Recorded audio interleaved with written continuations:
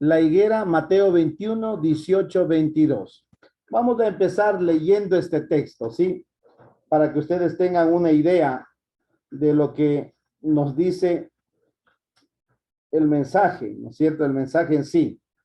Y dice de la siguiente manera, desde el versículo 18, a continuación de lo que ya nosotros vimos la semana pasada. Al amanecer, cuando volvía a la ciudad, sintió hambre. Al ver una higuera junto al camino, se acercó a ella, pero no encontró más que hojas. Entonces le dijo, que nunca jamás brote fruto de ti. Y al momento se secó la higuera.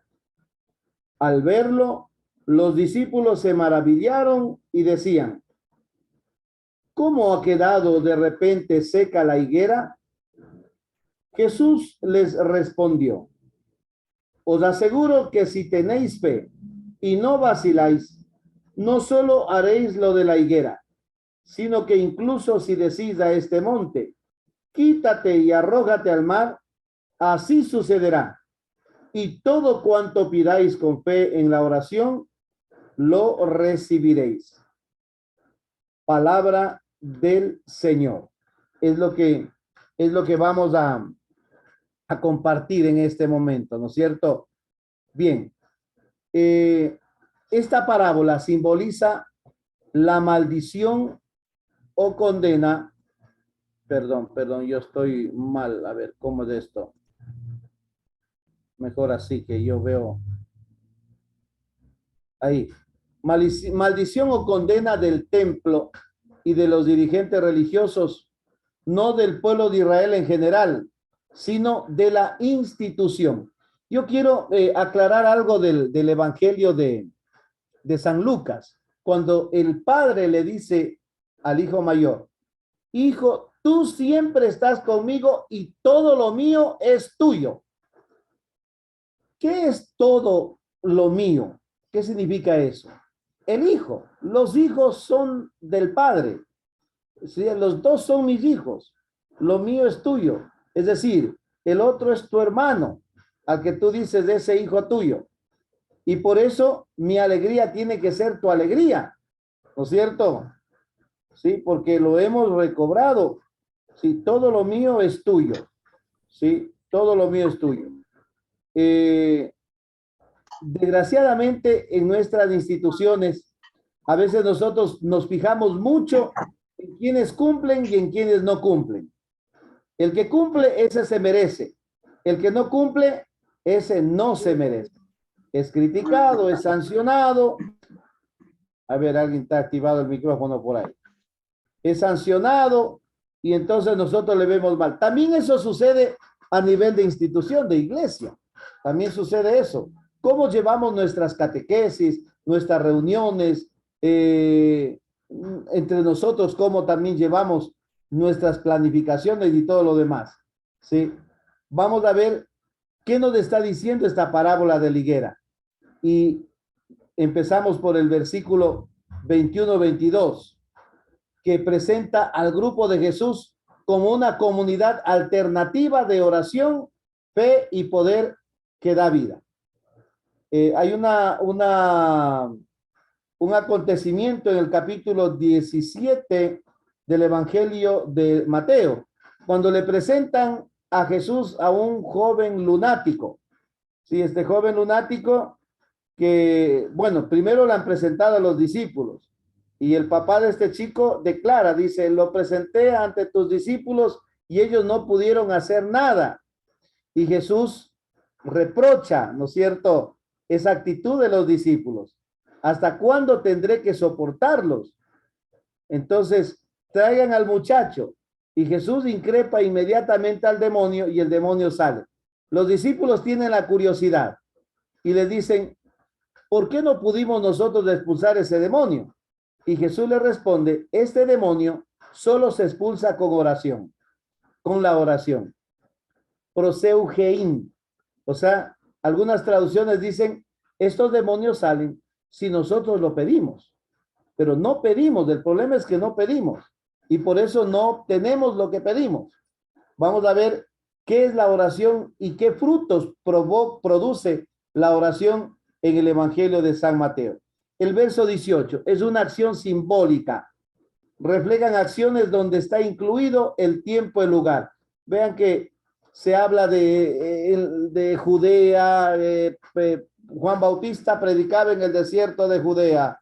Jesús salió en la mañana, en la noche fue a descansar a Betania, luego de mañana de nuevo subió a Jerusalén, fue para Jerusalén. Inclusive en el desierto expresa un estado, esta acción simbólica, un estado. Tuvo 40 días en el desierto ayunando y en oración y al fin tuvo hambre. Las 4 tentaciones, ¿se acuerdan cuando el diablo se aprovecha del hambre de Jesús? En el verso 19, una higuera junto al camino, dice, y viendo una higuera junto al camino, se acercó. Jesús sintió hambre. Es rara, bueno, el texto es simbólico. Es raro que sucedan esas cosas. Jesús viene de mañana tomando un buen café de donde sus amigos, sobre todo, tomando en cuenta que los orientales son muy hospitalarios, viene comiendo bien y siente hambre en el camino y se acerca a tomar una fruta de la higuera. Marcos es un poco drástico. Marcos explica diciendo es que no eran tiempo de higos. Claro, se sabe que más o menos estamos antes de la Pascua, por el mes de entre marzo y abril. Bueno, la primera semana sería del mes de Nisan, casi la segunda semana. Todavía no es tiempo de higos. Y no es que Jesús no sabe eso, Jesús lo sabe bien. Jesús mismo dice, cuando la higuera empieza a echar brotes, sepan que ya se acerca el verano. Sí, entonces Jesús conoce muy bien el tema. Por eso, la acción de Jesús es simbólica, ¿no es cierto? La acción de Jesús apunta a ¿quiénes? A los dirigentes del templo, jefes de los sacerdotes y escribas, ancianos, fariseos, herodianos y saduceos que se unen para ir en contra de Jesús, que no reconocen a Jesús como el enviado de Dios que viene a inaugurar el reino. No lo reciben y su acción, la acción de Jesús dentro del templo deja mucho que desear. A pesar que ustedes ya saben que Jesús no estuvo dentro del templo mismo, estuvo en el patio de los gentiles y arremete Jesús contra las realidades más dolorosas que existen en ese momento. Claro, necesarias sí, porque la gente piadosa que viene a presentar los sacrificios de ley necesita cambiar su moneda y quienes están descambiando la moneda están haciendo un favor a la gente peregrina, ¿sí? Pero también están extorsionando. El acceso a Dios se ha vuelto nada más que un lucro, en una fuente de lucro, en negocio, en comercio. ¿Para quiénes? Para solamente tienen acceso ahí los que pueden de pronto comprar el animal para el sacrificio. Y el resto, que son bastantes, ahí vemos nosotros una sociedad de ciegos y de cojos, a quienes no se les permite ver ni se les permite caminar. ¿Quiénes son esos responsables de esa ceguera y de esa cojera? Es la institución, la que educa al pueblo, la que educa a la gente en normas absurdas para hacer del pueblo simplemente gente dependiente de ellos, dominada por ellos, ¿sí? El pueblo de Israel está dominado por leyes, 12 mandamientos y luego son 613 leyes que dominan prácticamente a las personas, les quitan su libertad y no les permiten sobre todo vivir dignamente, teniendo de pronto esas después de los mandamientos, haciendo una casuística absurda de reflexiones demasiado superficiales, demasiado hasta cierto punto tontas, ¿no es cierto? Por ejemplo, la ley del Corbán. Imagínense decir, el cuarto mandamiento dice, honra a tu padre y a tu madre. Pero si tú, eso que vas a gastar en tus papás hasta que mueran, lo das como ofrenda al templo, quedas desligado de hacer el bien a tus papás. Ya no tienes obligación con tus papás. porque supuestamente es más importante Dios que el ser humano. Y así no es. Jesús dice, no. ¿Cómo es posible que quieran anular el mandamiento de Dios, la ley de Dios, para solamente sustituirlo por preceptos humanos, humanos que solamente convienen y favorecen a los intereses de los que dominan, de los poderosos? El dinero no es para Dios, el dinero es para los que están dominando y para seguir dominando más todavía. A las autoridades les incomoda que curen el templo. Curar. ¿A qué autoridad muchas veces no le incomoda eso? Que la gente también opine, que los demás hablen, que los demás tengan criterio propio. Hoy también vivimos de eso. Hoy también vivimos de eso. Y si hablamos de autoridad, de todo tipo de autoridad. A veces a nosotros también, a los curas, nos incomoda que los laicos de pronto nos cuestionen o nos digan algo. Sí nos incomoda. Y queremos a veces hacerlo callar. Este mal catequista se fue de aquí, ya no va a ser catequista. O sí. Y así somos, desgraciadamente, ciegos también nosotros, porque no queremos escuchar lo que nos dicen, el criterio de los demás, y terminamos imponiendo nuestras reglas, diciendo que así manda la iglesia, cuando entendemos iglesia, el pueblo de Dios. La iglesia no son 4 personas. La iglesia somos todos los bautizados. ¿Sí? Desgraciadamente metemos las manos los que pueden, los que tienen cómo meter las manos, ¿no es cierto? Entonces, porque no lo reconocen como hijo de David, no lo reconocen.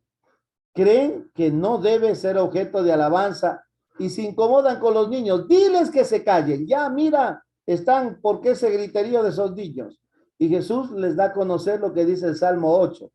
Ahí dice la escritura, de la boca de los niños que maman. ¿Sí? Son los niños. Ellos son los que alaban las maravillas de Dios. Y para Mateo es muy importante el tema de los pequeños, ¿no es cierto? De los niños y los pequeños. Una institución higuera sin frutos. La ausencia de fruto refleja la vida de los dirigentes religiosos, que no complacen a Dios. Ahí podemos nosotros ver el capítulo 3, versículo 7, capítulo 12 del 33 al 37, capítulo 7 del 16 al 20. ¿Sí? Ustedes pueden leer en su casa con paciencia los textos. Al maldecir a la higuera, Jesús, más grande que el templo, anuncia que Dios los ha condenado. ¿Por qué Dios los ha condenado? No porque Dios condena a las personas, sino porque ellos se han autoexcluido. Los intereses de ellos valen más y la preservación del templo como institución, eso es más importante que la misericordia, que la justicia, que la caridad, que el amor. Es más importante que eso. Los intereses. A veces nosotros vivimos una idolatría de la institución, ¿no es cierto? Pensamos que la institución es lo más importante, ¿no es cierto? El institucionalismo, ¿sí? La maldición de Jesús a la higuera surte inmediato efecto. Enseguida la higuera se seca. La higuera se secó al instante. Una higuera con fruto en el Antiguo Testamento significa bendición de Dios. Es más, la higuera es símbolo del pueblo de Israel.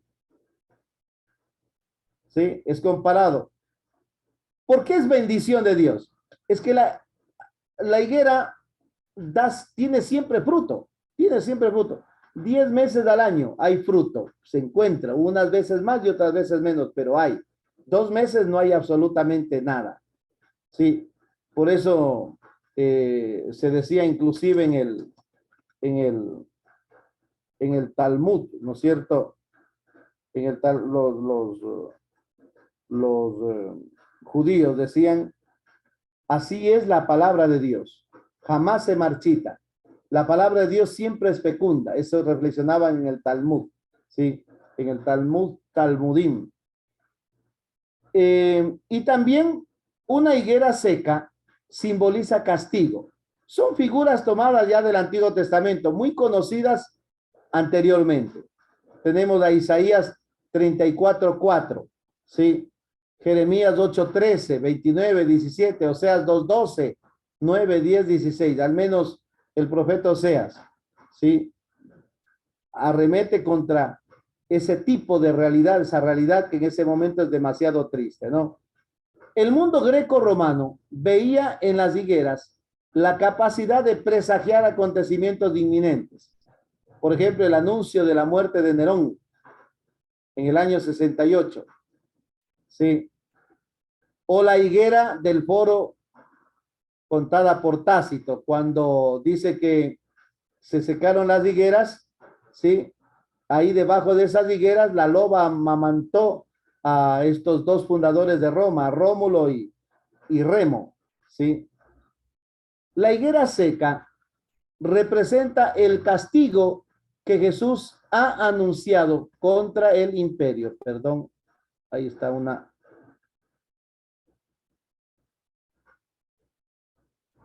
Ha anunciado contra el templo. Sus dirigentes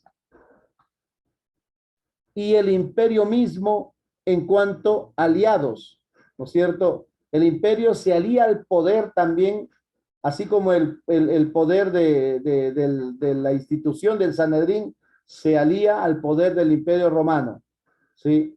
Para preservar sus intereses, sus privilegios.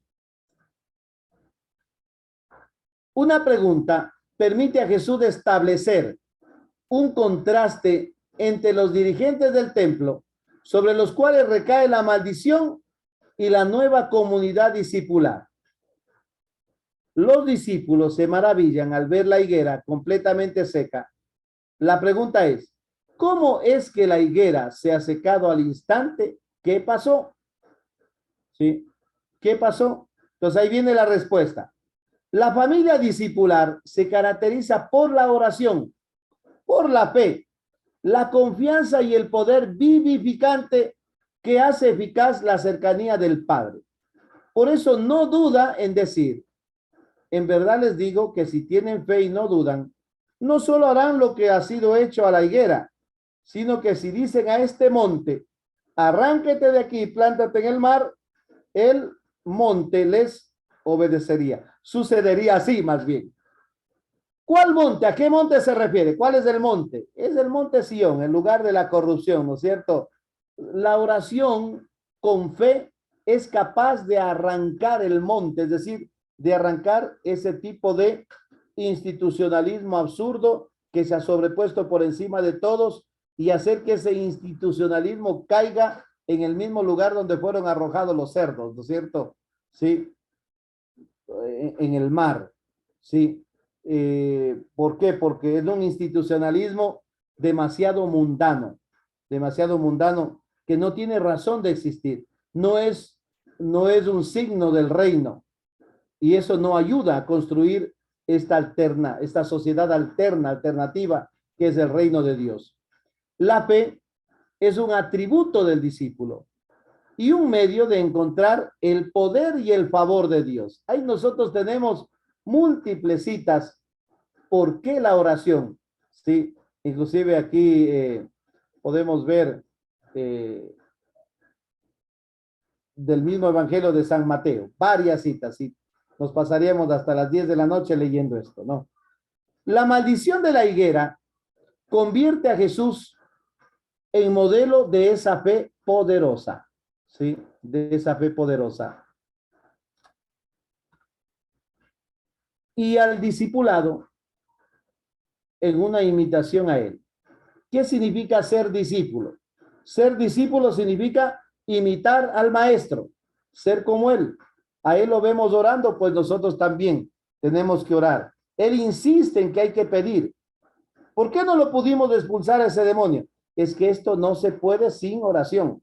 No hay cómo así nomás. Es que Dios está viendo que está lunático, que está endemoniado. Sí, pero hay que pedir. Hay que pedir. A Dios hay que pedir. No tanto para que Dios se acuerde de lo que tiene que hacer, sino sobre todo para que nosotros no nos olvidemos de lo que Dios, perdón, de Dios, de ese Dios que es misericordioso, que es bueno con nosotros. Es importante tomar en cuenta la referencia del monte y la expresión arrójate al mar. El monte es el mismo templo, sus acciones y actitudes en favor de la injusticia y la opresión. El mar es símbolo de las fuerzas del mal que componen el mundo y estructuran este mundo lleno de tantos desórdenes injustos. Podemos recordar el castigo de los cerdos, ¿no es cierto? Este endemoniado Geraseno, ¿sí? Y el demonio ya le pide, déjanos de entrar en los chanchos, ¿no? Sí, las grandes legiones romanas que se tiran, que terminan en el mar, ¿sí? Son eliminados.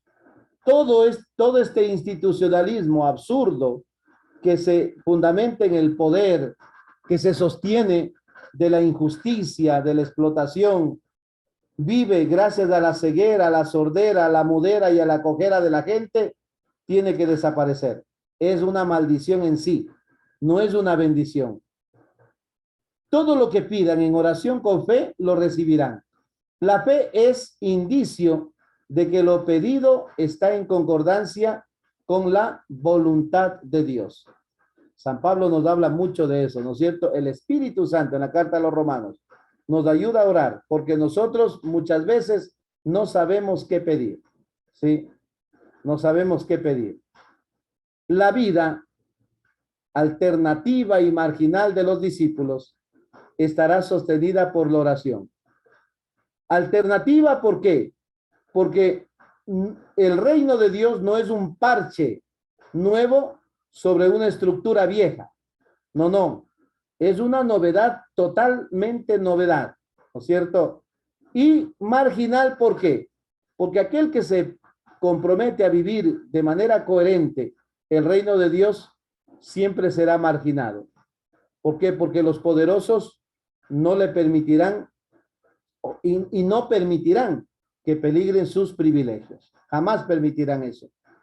Desgraciadamente el poder, los que suben al poder ya no quieren bajar y piensan que siempre estuvieron en el poder. ¿Sí? Ustedes han visto, hay políticos que siguen ahí, ya ganan de alcalde, después a diputados, después van otro y quieren seguir en lo mismo. ¿Sí? Porque les gustó el poder y les gustó el dinero también, pues, porque nada lo hacen gratis, no es un servicio la política, sino un medio para servirse. Una religión pura apariencia. Estaba la higuera puras hojas, bastantes hojas, pero no hay fruto. Bastantes hojas, ¿qué significa? Todo exterior, ¿sí? Lleno de ritos, lleno de leyes, de códigos, de adornos bonitos, toda una maravilla. Vestimentas litúrgicas de una belleza, pero no hay fruto. ¿De qué sirve todo eso si no hay fruto? ¿De qué sirve todo eso? Pura apariencia, una apariencia falsa. La institución socio-religiosa de Israel se ha vuelto estéril. El templo externo es secundario como también sus instituciones. Lo que importa en el nuevo contexto de Jesús es la oración que nos ayuda a luchar contra las peores fuerzas del mal. ¿Sí? A luchar contra las fuerzas del enemigo, ¿no es cierto? Las fuerzas del maligno. No son las leyes o ritos externos los que liberan al lunático. Es el poder de la oración. Por eso dice el papá de este chico, los llevé ante tus discípulos y ellos no pudieron. Es que ellos tenían otras herramientas para liberar, pero esas no liberan, pensaban que liberan. Y ahí se dieron ellos con la piedra en la boca. Jesús sí pudo liberarlos. Y cuando le preguntan por qué no pudimos, y Jesús les dice de manera muy clara, ya los ritos, todas esas cosas antiguas, esas no liberan. Más bien al hombre, ¿qué lo han hecho? Lo han hecho esclavo, esclavo del sistema, ¿sí? Lo han oprimido, lo han excluido, lo han enfermado, lo han agobiado. Jesús dice, vengan los que están cansados y agobiados. Hay una sociedad cansada, una sociedad agobiada, desmotivada, ¿sí? Porque por todo esto que pasa. Y Jesús va a decir, es la oración. La oración es la que será capaz de liberar al ser humano de todo tipo de opresión. ¿Qué les parece? No sé si podemos de pronto compartir un ratito preguntas. Yo preguntaría, por ejemplo, ¿cómo liberarnos? ¿Cuáles son las estructuras caducas hoy en este tiempo, en la iglesia, en la sociedad? Ustedes tienen la libertad de decirlo, ¿no es cierto? A ver, ¿qué es lo que... A ver, estamos viendo nosotros un mal terrible ahora en la catequesis. Sí, la falta de compromiso. 6 años de catequesis y después ya no regresan, salen como vacunados contra la fe y chao. ¿Será que salen sin esa gana de servir a la iglesia? ¿O qué tipo de Jesús estamos nosotros presentando a la gente? Con nuestra evangelización estamos presentando a un Jesús que nos llama, que nos acoge, que nos perdona, que nos abre los brazos, o estamos presentando a un Jesús legalista, a un Jesús de pronto demasiado tirano, exigente. ¿A qué tipo de Jesús estamos presentando? Porque al final, Pablo, ¿qué dice San Pablo? San Pablo dice, somos embajadores de Cristo. ¿Y el embajador qué hace? Le hace presente al presidente, ¿no es cierto? Al representante del país, le hace presente. Si el embajador, de pronto, ¿qué tal el embajador es prepotente, grosero? Esa va a ser la imagen del país, ¿no es cierto? En otro lado. Así creo que es el Ecuador. Vean qué fama tenemos ahorita del Ecuador en el mundo. Es un país inseguro, hay muchos crímenes, hay todo eso. Entonces la pregunta es, ¿a qué tipo de Jesús hemos anunciado? Estamos anunciando cambiar, qué estructuras tenemos que cambiar y urgentemente. Si bien es cierto, tenemos lindos planes de trabajo, pero es como la higuera pura hoja, bonita, pero sin frutos. ¿Cómo podemos mejorar? A ver, ¿qué podemos sacar? Vea la parábola del hijo pródigo. ¿Por qué el hijo mayor se enoja? Se enoja porque el otro que hizo lo que le da la gana, llegó de nuevo, como si nada, y el padre lo acoge, ¿sí?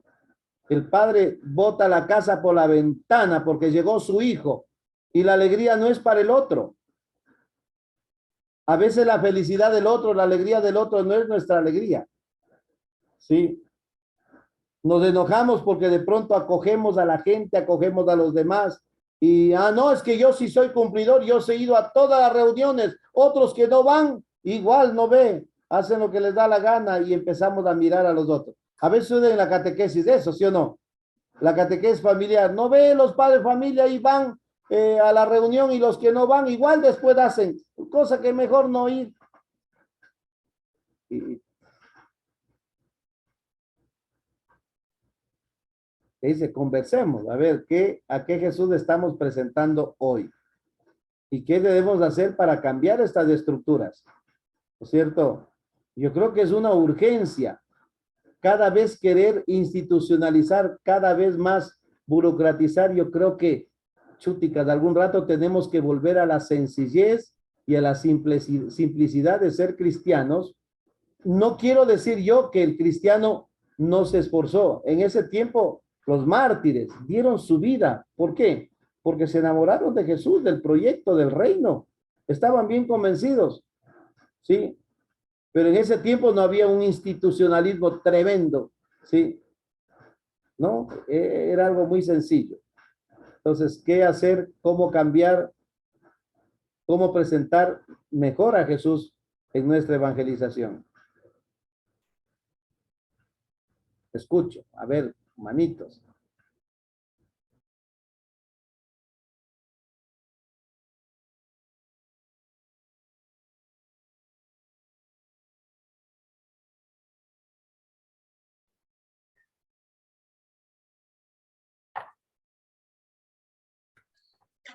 Buenas noches con todos. Padre, a mí me parece que el tiempo de la catequesis es muy corto. Cada semana 1 hora y media. Si multiplicamos al mes, vienen a ser 6 horas. Si fueran 10 meses, son 60 horas de clases. De las 60 horas de clases, hay que salir a misión y ahí se pierde. A veces hay otro obstáculo y se pierde otra hora de clases. Entonces, el tiempo es muy corto y el tema son temas realmente extensos. Ese es uno de las causas que podría ser por lo que la enseñanza de la catequesis no es tan convincente, no es tan efectiva, digamos. Otra de las causas es que los padres de familias a veces no apoyan esa formación de los hijos. No ayudan, no hacen hacer los deberes, no asisten a misa y los padres de familia tampoco se preocupan porque los hijos cumplan con sus deberes cristianos. No rezan en la casa, no leen la Biblia. Entonces, la parte de Dios se lo ha dejado al último. La parte religiosa, la parte de Dios se lo ha dejado al último y solo se atiende la educación regular, la escuela y el colegio, la universidad y el trabajo. A mí me parece que esa es una de las causas por la que los estudiantes cuando ya llegan a la última etapa de la formación catequética, terminan y ya nomás se los ve por la iglesia.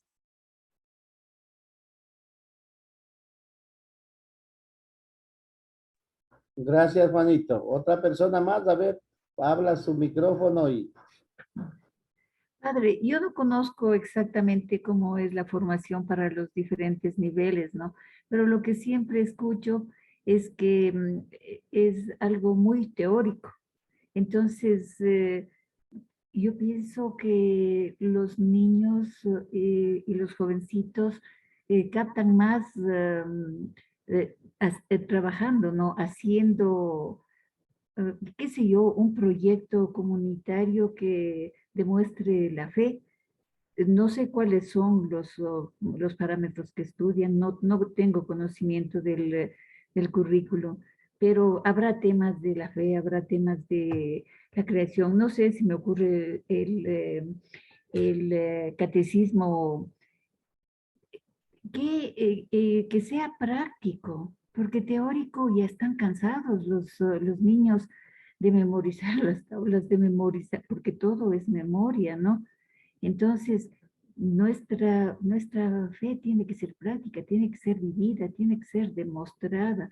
Qué sé yo, cuando los niños pasan ya de un nivel a otro, un pequeñito proyecto que sea factible, ¿no?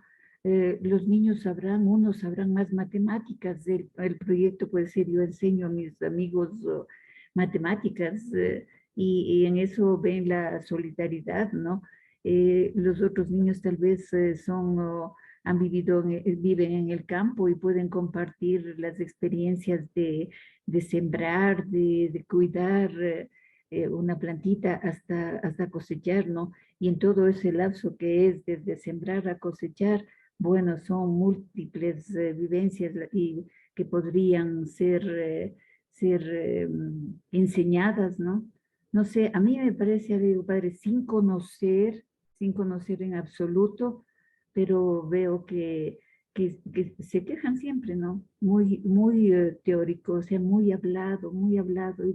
Y los pequeñitos, o sea, no, ¿qué pueden? O sea, no llevan ninguna novedad a la casa, ¿no? Si ellos serían portadores de cosas que van investigando, que van descubriendo, entonces ellos serían los promotores en la casa de que los papás se unan a eso que van despertando en los niños y en los jovencitos.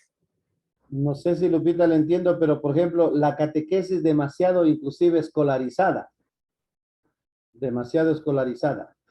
Eso es lo que pienso, padrecito, o sea, demasiado, o sea, es cuadernícola, es escuelera, solo cuadernos, solo libros, solo, es que no, ya no, pues, o sea, es vivir nuestra fe, vivir nuestra religión, ¿no?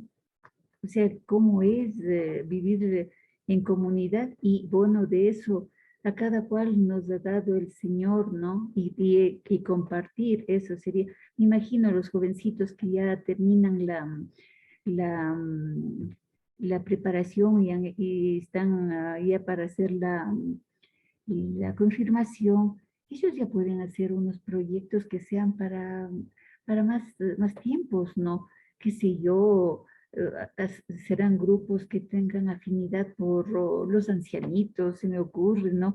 Ir a conversar con esos ancianitos que están olvidados, o tal vez, no sé, como, eh, bueno, los jóvenes son más que nadie eh, investigadores y con la posibilidad de manejar todas las TICs y todo para ellos está a la mano, ¿no?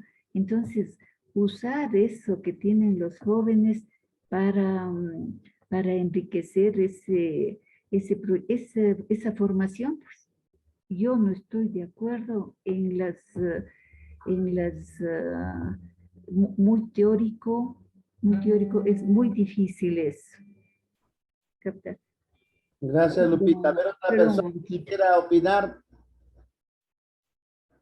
¿Qué opinan? A ver, esto es bueno que ustedes den, vea desde, este texto es cosa seria.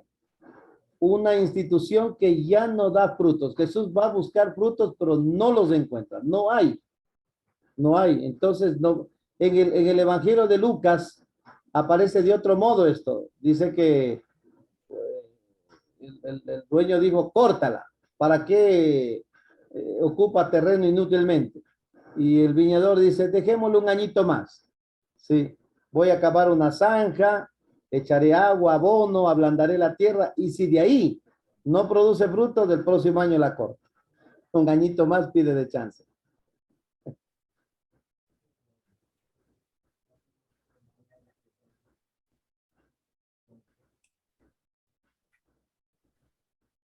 Levanto la mano. A ver, mira, gracias. Sigue, María. El asunto de nuestra juventud es algo muy, muy serio y preocupante, porque no, para nuestros jóvenes adolescentes, jóvenes adultos también, o sea, me refiero a jóvenes adultos cuando ya son universitarios por ahí, como que han perdido la credibilidad en la institución, e incluso en la familia, e incluso en el matrimonio. Entonces, para ellos no ven en el futuro, no se ven como una familia constituida, entre comillas, o una familia estable, no creen en esa familia estable. Si nosotros miramos el número, por ejemplo, de matrimonios divorciados, de parejas divorciadas, todo hace que los jóvenes ya pierdan la credibilidad. Entonces, yo no sé cómo ir recuperando todos esos espacios que se han perdido para ellos. Y ahora que vivimos, o sea, dentro de un mundo que es un mundo pensado como para destruir todo lo que tiene que ver con Dios, todo lo que tiene que ver con la defensa de la vida. Si bien es cierto, hay muchos grupos que se abren para defender, para buscar, pero si conversamos directamente con señoritas, con jóvenes, con grupos de chicos, ellos han perdido la esperanza. Ellos viven otro mundo totalmente distinto a lo que nosotros como adultos queremos proponer. Entonces sí es bastante preocupante. Entonces, ¿cómo recuperar todos esos valores, más que todo esas propuestas que ellos realmente están perdiendo? Un mundo bastante vacío, bastante alejado de lo que propone Jesús, de lo que propone el reino de Dios. Entonces, no es tan fácil porque es un mundo pensado por digamos, como dice la Biblia, por estas flechas incendiarias del demonio, que sí, y no estoy hablando del demonio de los cachitos, sino del demonio del mal en el mundo. La ideología que se está imponiendo en el mundo, ¿no? Exactamente. Marianita. Sí, buenas noches, padre. Yo pienso que una tarea muy dura y especialmente introducirnos, diría yo, en las familias. Como bien dice la licenciada Mirta, en los jóvenes. Es bien cierto que se ha tenido conversaciones, pero ellos ya viven un mundo tan diferente. Pero yo veo que con ese que me importismo de la familia, de los padres, viene todo eso. Porque así nosotros estuviéramos día y noche machacando en la catequesis con los jóvenes, pero si no tenemos ese compromiso y ese afán de la fe en la familia, está bien difícil, padre. Yo pienso que es hora, ya diría yo, de introducir toda la sinceridad. O sea, sería primeramente con usted, ¿no? A ver, ¿en qué nosotros, cómo podemos o cómo, qué debemos hacer para que ellos concienticen a lo que es la fe, lo que es el amor a Dios? Porque si bien es cierto, la mayoría dicen vayan a misa, pero si no tenemos ese carisma, ese amor a Dios de que tenemos que estar con Él, bien difícil estamos y no sé más tarde qué nos vendrá encima, Padre. Ahora, lo que quisiéramos, yo diría, es involucrarnos e introducirnos a las familias, pero que sean sinceras, a ver cómo queremos que seamos, sí, una parte. Y otra parte en esto de la catequesis también, ustedes como autoridades eclesiales también tomar un solo fin, porque la gente siempre buscamos lo más fácil, lo más rápido. Entonces, como yo desde más antes he venido diciendo, si aquí dice el padre pone tantos años, vamos a otro lado y nos hacen.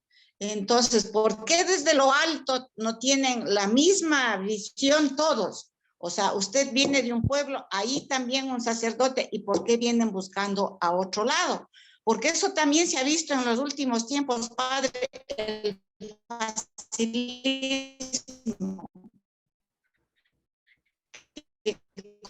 Cogen a sus hijos y se van a otro lado. Entonces, ¿por qué? Sin preparar a veces van y inmediatamente hacen.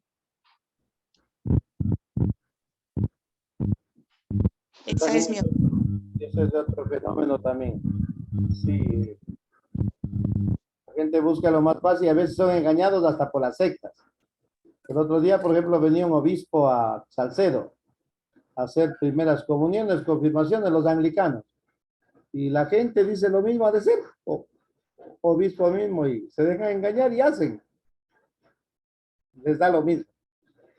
Otra persona que quiera opinar. Gretita, ¿qué opinas? A ver, Gretita. A ver, ya después de Gretita, Granda Eduardo. Ya. Bueno, buenas noches, digamos, padre. Yo pienso que, como hablaron anteriormente, pues la catequesis debe ser más vivencial, de experiencias de vida, que los jóvenes y los niños hagan algo por, digamos, en la práctica diaria, se diría, porque yo también la veo muy teórico. Yo tuve una experiencia con mi nieto, realmente está catequesis, pero los últimos niveles llegó a cansarse mucho porque, digamos, le tomaban una prueba y quería que todo lo que ha dicho el catequista tenía que él también decir. Entonces, él desarrollaba de acuerdo a sus criterios, de acuerdo a su forma de pensar, y él a lo mejor explicaba algo con 3, 4 palabras, y eso no estaba bien para el catequista. Entonces, mire, yo pienso que no tanto debe ser teórico, sino más bien la acción en sí, o sea, enseñarles a los jóvenes, a los niños, a que realmente si tenemos que hacer un acto de caridad, pues lo hagamos, pero de una manera práctica, porque yo le veo muy teórico y no sé, es demasiado tiempo. Más bien la catequesis debería ser algo de calidad en menos tiempo, porque también eso de ser 6 años, como que les veo que los jóvenes ya terminan en las últimas y ya no quieren saber nada. Yo digo por experiencia propia. Gracias, Retita. Eduardo. Buenas noches con todos, buenas noches, Pablo. Mire, yo pienso que en la actualidad la humanidad está en decadencia, ¿no? En general, en todo sentido. Porque ahora las cosas que son malas, ahora nos parecen buenas. Y las cosas que sí son buenas, ahora nos parecen malas. O sea, estamos, no sé, estamos involucrados en una situación bastante difícil y esto obviamente sí incluye también a la iglesia, ¿no? A todo el pueblo de Dios. Y yo pienso que una parte importante sí es la familia. La familia tenemos nosotros que defender. Obviamente, eso incluye o implica un compromiso de parte de nosotros como padres, ¿no? Nosotros sabemos perfectamente, y yo lo digo por experiencia propia, nuestros hijos aprenden más con lo que hacemos que con lo que les decimos. O sea, aprenden más con el ejemplo. Yo pienso que eso se debe dar en todo ámbito, ¿no? Como saben decir, he escuchado yo en algunos sitios, decir, no hagas lo que yo digo, sino haz lo que yo hago. Entonces, en ese sentido, nosotros como cristianos, por ejemplo, seguimos las huellas dejadas por Jesús. Nosotros seguimos esa luz que Jesús nos dejó, ¿no? En nuestros corazones. Y obviamente nosotros nos acordamos más allá de las lecturas bíblicas, de los pasajes bíblicos, nos acordamos más, por ejemplo, del sacrificio que hizo Jesús por nosotros, sacrificando su propia vida, ¿no? Como hombre, crucificándose, digamos, en una cruz por amor a toda la humanidad. Entonces, eso imaginémonos todo lo que Jesús tuvo que pasar. Y creo que eso los niños, por ejemplo, en la catequesis, eso lo van a captar más y de mejor manera, antes que estarles dando mucha teoría, ¿no? Y sí sería una parte importante de implementar eso en la catequesis, ¿no? Dar un poco más de vivencias propias, porque sí hay muchos sitios en los que se puede hacer obras de caridad, ¿no? Obras por ejemplo, con los niños, con los huerfanitos, con los ancianitos, ¿no? Sí se puede hacer. Eso y más allá de eso también ya le digo, Padre, tener ese compromiso real con Jesús, con la iglesia, con nuestra propia fe, dentro de nuestra familia, porque dentro de nuestra familia está esa pequeña iglesia, ¿no?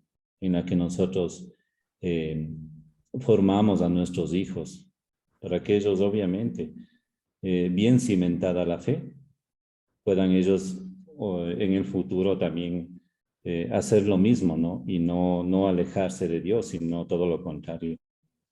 Seguir más bien afianzándose más en la fe. Eso sería, Padre. Muchísimas gracias. Verán, yo quisiera terminar leyéndoles algo que dice, bueno, no voy a decir quién, es un profesor, es un biblista muy bueno, algunos de ustedes sí lo conocen. Dice el profesor tal, entonces Jesús sintió hambre del templo y quiso comer sus frutos, pero la institución religiosa no los tenía, prometía y no daba, estimulaba el hambre pero no podía saciarlo. Se había ocupado de sus propias hojas, de su belleza exterior, de su prestigio, pero no ofrecía ningún alimento a los que pasaban a su lado por el camino. Excelente explicación del relato de la higuera estéril y muy buena descripción de la situación de toda religión, inclusive la nuestra, cuando el anquilosamiento de sus estructuras y el desvío de la atención hacia cuestiones superfluas hacen perder de vista el mensaje eclesial. Hoy día vivimos una sed de Dios muy profunda No es cierto que la gente viva como si Dios no existiera. Se sigue teniendo un gran amor a Jesucristo y a su enseñanza pura, sin glosa, y se es capaz de seguir su camino exigente de amor al prójimo y de solidaridad. Todos los días conocemos gente generosa, honesta, dedicada al prójimo sin intereses económicos, gente buena y entregada a vivir los valores del evangelio a fondo, porque el mensaje de Jesús llega al corazón de todos más allá de los cumplimientos religiosos o cultuales. Es la opinión de un profesor de Biblia. Entonces, ojalá nosotros, el curso bíblico, la reflexión bíblica, nos ayude a madurar cada día más nuestra opción, a ver con claridad qué es lo que tenemos que hacer, por dónde tenemos que apuntar, ¿sí? Y cuáles son las estructuras, como dice el Papa Francisco, cuáles son las estructuras caducas que ya no dicen nada, ¿no es cierto? Y que queremos nosotros seguirlas manteniendo, porque de pronto esas son las que mantienen nuestro privilegio, nuestra autoridad y todo lo demás, para construir una sociedad de fraternidad, como nos dice el capítulo 18 de Mateo, ¿no es cierto? Que nada atente la vida fraterna de nuestras comunidades. Demos gracias a Papito Dios por este momento tan bonito de compartir su palabra. Digamos juntos: Dios te salve María, llena eres de gracia, el Señor es contigo. Bendita eres entre todas las mujeres y bendito es el fruto de tu vientre Jesús. Santa María, Madre de Dios, ruega por nosotros pecadores, ahora y en la hora de nuestra muerte. Gloria al Padre y al Hijo y al Espíritu Santo, como era en el principio, ahora y siempre, por los siglos de los siglos. Que Papito Dios y María Santísima nos bendiga, que en el nombre del Padre y del Hijo y del Espíritu Santo. Amén. Tengan todos ustedes una bendecida noche. Hasta mañana.